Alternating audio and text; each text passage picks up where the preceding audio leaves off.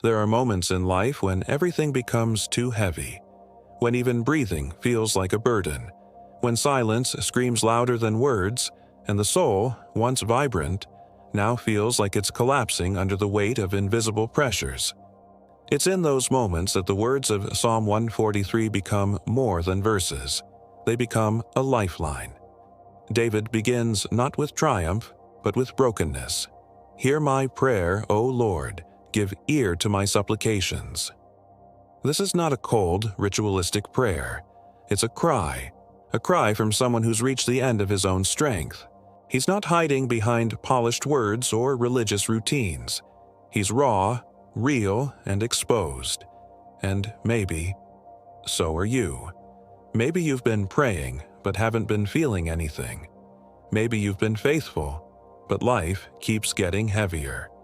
David shows us something powerful here. It's okay to come before God shattered.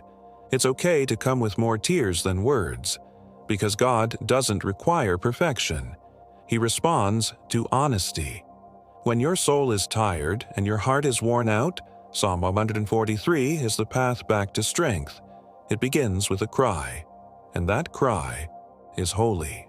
David writes, "For the enemy has pursued my soul. He has crushed my life to the ground." At first glance, this might seem like he's talking about a physical enemy, a soldier, a traitor, a king. But when we pause and reflect, we realize that this enemy can be something far closer: anxiety, depression, regret, fear, shame. These are the enemies that pursue our souls in silence, that crush our lives without ever lifting a sword. They don't show up in armor. They show up in sleepless nights, in overthinking, in emotional exhaustion. David isn't just being poetic here, he's being prophetic. He's describing what so many of us experience but can't put into words. "He has made me dwell in darkness, like those long dead." Have you ever felt like that? Alive on the outside but dead on the inside? Going through the motions, but your spirit is buried in shadows? That's not weakness. That's a sign that your soul is under attack. And it's in those moments that we must remember. You don't fight soul battles with your fists. You fight them with faith, with prayer, with surrender. And that's exactly what David begins to do. Right in the middle of the pain, David makes a powerful shift. He says, "I remember the days of old. I meditate on all your works.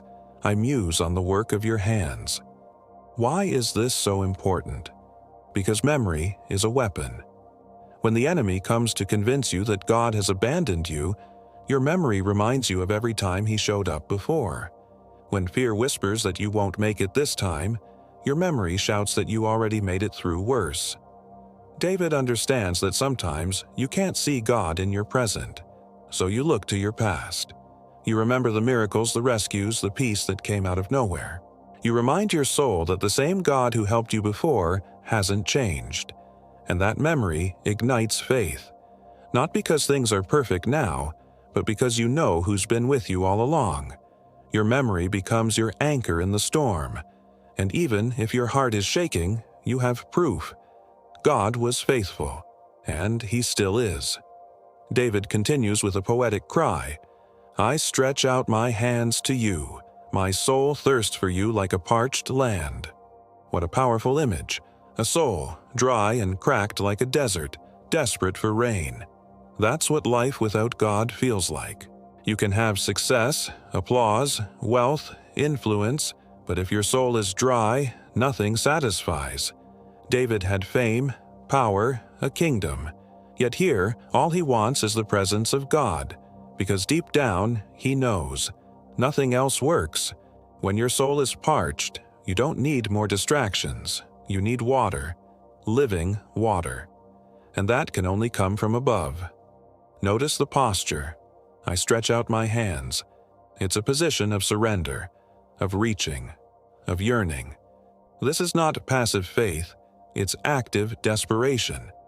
And maybe that's where God meets us most, not in polished prayers, but in stretched hands, in cracked voices, in moments where we say, "God, I don't want anything else, just you." That thirst is holy, and the moment you admit you're dry, the rain is already on its way. There's a turning point in this psalm that changes everything. David says, "Cause me to know the way in which I should walk, for I lift up my soul to you." Even in pain, even in confusion, David asks for direction. Not escape, direction. And that's profound. Sometimes when life hurts, all we want is out.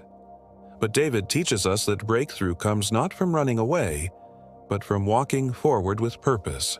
"Teach me," he says. That's humility. It's admitting that you don't have all the answers. It's asking God to guide every step. Maybe your pain isn't pointless. Maybe it's pointing to something. Maybe this dark valley is the birthplace of a new calling. That's what David understood. That's what you must understand. Don't waste your suffering. Let it shape your purpose. Let it refine your steps. Let it be the classroom where God teaches you how to walk, not just how to weep. Because on the other side of surrender, there's direction. In the final verses, David declares, "For I trust in you. Deliver me, O Lord, for in you I take shelter." This is where it all culminates. After the cries, the memories, the thirst, the desire for direction, David lands on trust, and not a shallow trust, a deep, anchored, unwavering trust. He's not bargaining with God. He's not giving conditions. He's surrendering. This is the highest form of faith, not when everything makes sense, but when nothing does, and you still believe. Trust doesn't mean you don't feel fear. It means you choose faith anyway. You choose to rest, even when the storm hasn't stopped. You choose to worship, even when you're wounded. David finds shelter not in circumstances, but in God Himself. And that's the invitation for you today. Will you stop trying to fix everything on your own? Will you release the weight you were never meant to carry? Will you say like David, "In you I take shelter"? Because when you do, that's when healing begins. Lord, I come before you now, not with rehearsed words or empty expressions, but with my soul laid bare. You see everything. You hear every silent scream. You understand every tear that never touched the ground.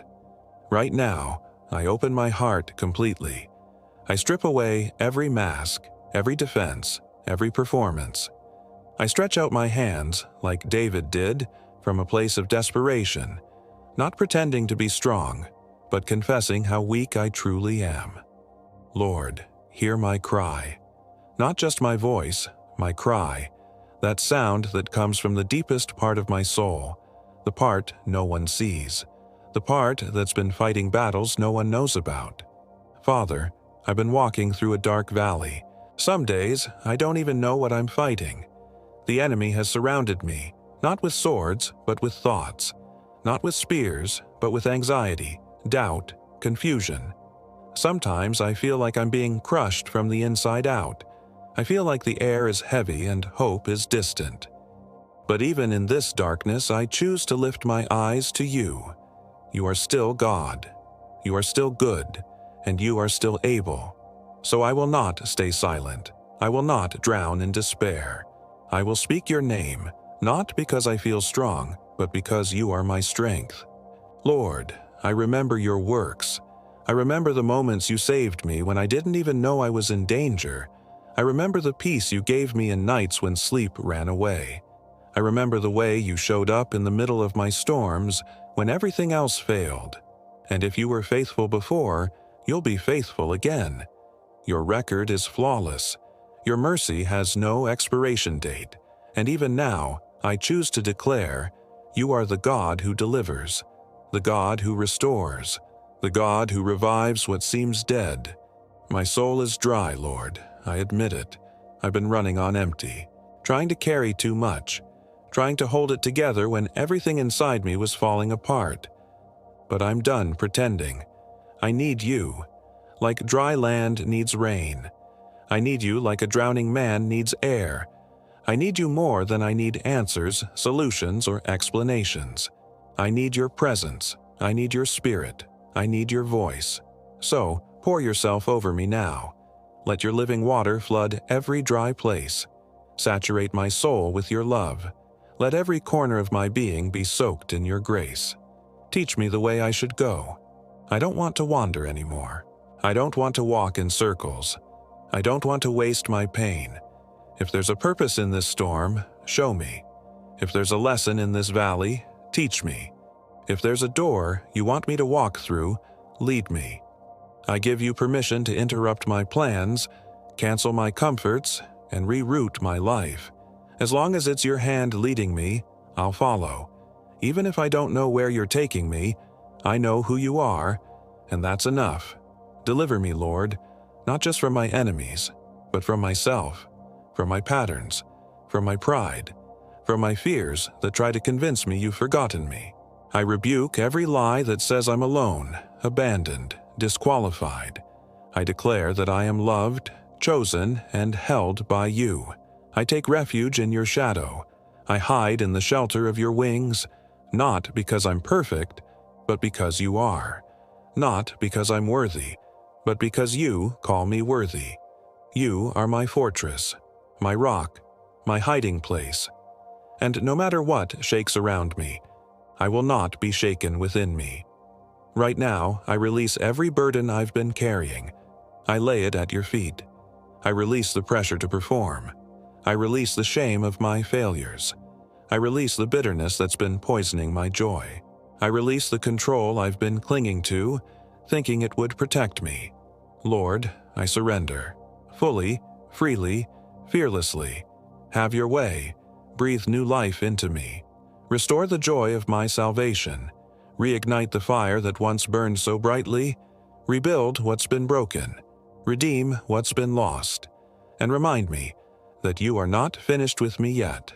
Let your Spirit lead me into peace that surpasses understanding, into strength that comes from surrender, into clarity that silences confusion, into healing that touches the deepest wounds, into freedom that breaks every invisible chain. I declare that I am rising again, not because of my willpower, but because of your grace. I declare that the darkness is lifting, that my soul will no longer be a battlefield, but a sanctuary, that my mind will no longer be a prison, but a place of peace, that my heart will no longer carry fear, but faith. So now, Lord, I thank you in advance. I praise you for what you're doing, even before I see it. I trust you in the process, even when I don't understand it. I celebrate the victory, even while I'm still in the fight, because you are not just the God of the ending. You are the God of the in-between, and you are here, right now, working in ways I can't see, moving in ways I can't feel, and loving me in ways I can't comprehend. In Jesus' mighty name, I pray. Amen.